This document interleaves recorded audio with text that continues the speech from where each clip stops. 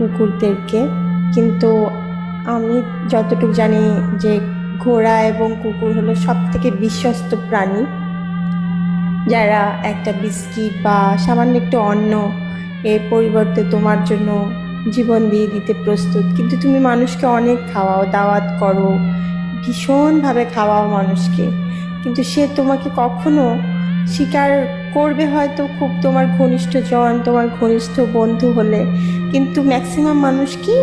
Actually অতটা তোমার প্রতি গ্রেটফুল থাকে না যতটা তুমি ওদের জন্য করো। কিন্তু একটা পশু দেখো তুমি, নট অনলি কুকুর, একটা ক্ষুধার্ত ঘোড়া, রাস্তার পাশে অসুস্থ ঘোড়া বলো, যে কোনো প্রাণী, যে কোনো প্রাণী, তারা কিন্তু একটু ভালোবাসা পেলে তোমার জন্য সব করতে পারে। কিন্তু আমরা